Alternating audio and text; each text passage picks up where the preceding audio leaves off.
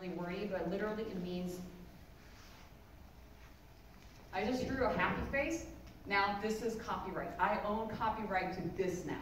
Because I put it's an expression of my idea, which is I'm happy to be here. And then I drew this happy face in a tangible form. I could touch this, it's a tangible form.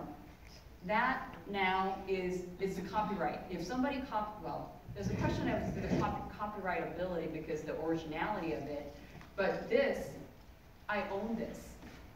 I don't have a registration because I didn't file an application, I didn't get a registration, so I can't sue anybody right now. If somebody copies me, I can't sue right now. However, I own the copyright. Did I publish it? Yes, because I showed it to you. But let's say I drew something. And I didn't show it to you. It's not published. And now I can file an application. And if I drew a bunch of them, and then I file an application as unpublished, I can file it as a collection and spend just $55 to register a bunch of unpublished artwork as a visual art. And the reason that I emphasize getting a registration once again is because the law says you now have to own a registration.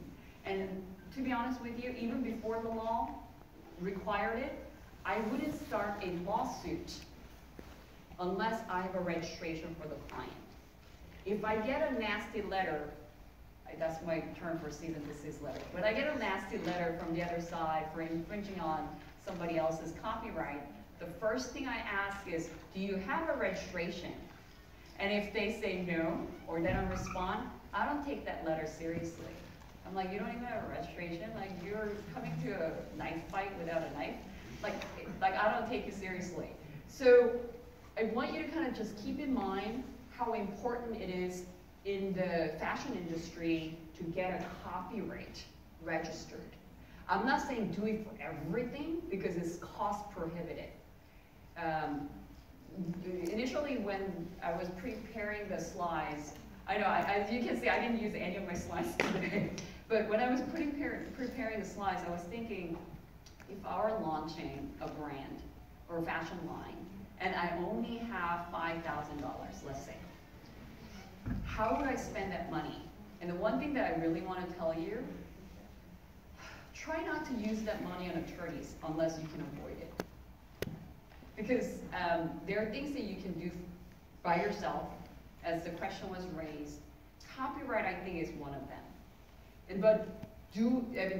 Literally go to copyrightoffice.org. I think if you just Google copyright office, it's different from trademark and patent office. That's the USPTO.gov. Copyright is governed by the Copyright Office, is different. And then when you go there, they give you very detailed instructions. I mean, really, I kind of self-taught the copyright part of it because it's just by sheer demand. And I remember just printing those things out and just reading like a line by line. So, and I learned a lot from the mistakes that my clients made because they did things on their own, and they'll come to me and ask me to fix it. So I learned a lot what not to do. I am in the middle of a case where there were some errors made, and we were able to fix those errors through what is called supplementary registration. So even if you find errors later, I don't want you to think like, oh, holy crap, like I made an error, this is the end of my era, like I lost my rights. No, I don't want you to think like that. There are ways to fix things. Like almost always there are ways to fix things. That's one thing I learned. Because once you just sit down and really think through and dig through, there are ways to fix it. Even in the middle of a lawsuit where you feel like, oh, crap, I didn't know that this happened. Like, why didn't the client tell me this earlier? They always find a way to settle things. So I just want you to keep that in mind. So copyright, I want you to just keep in mind that copyright is something that you own. The moment you drew something, that's your copyright. Yes, there's a question as to how strong your copyright is. For example, something like this, literally I created this, but I created by taking a screenshot screenshot of this from something, screenshot of that, screenshot, and put it together. The value of this, nobody's going to pay money to use this, like in all honesty. So the value of this the slide is not that high. But if you actually create something so beautiful that people want to wear, like put it on their clothing, now that's something valuable. And especially if somebody is infringing on you, that in and of itself demonstrates that there's value there. So I do want you to keep in mind there's a value in having the copyright registered. I think that's a good way to kind of through. So one thing that I did want to talk about is trademark. So trademark can be a word. It could be your name, it could be some nickname you have, or just a word that you like. As I mentioned to you earlier, I am representing a client that owns the word honest. But it doesn't mean that you own the word and keeping everybody from using that word. Of course not.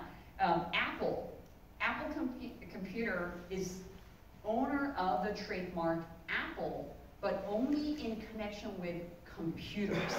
So we're free to use the word Apple. However, when it comes to computers, we will not be able to launch a new brand name, Apple, and start selling computers. Because everything you see under the sun and every single services, legal services, entertainment services, photographers, moderators, like speakers, retail services, everything you see falls under one of the 45 different classes of goods and services. That's the trademark. You don't have to remember this, but for fashion purposes, it would be good to know that all the apparel falls under class 25. 25 covers footwear, headwear, apparel. Class 25. That's your bread and butter, I think, in my opinion. Jewelry, watches, earrings, they all fall under class 14. Perfumes, cosmetics, a lot of people start getting into that line of business once you start your brand. Like perfume, that falls under class 3. Tote bags, luggage bags, that all fall under class 18. The retail services, we talked about Nordstrom, Walmart, Amazon, they all fall under class 35.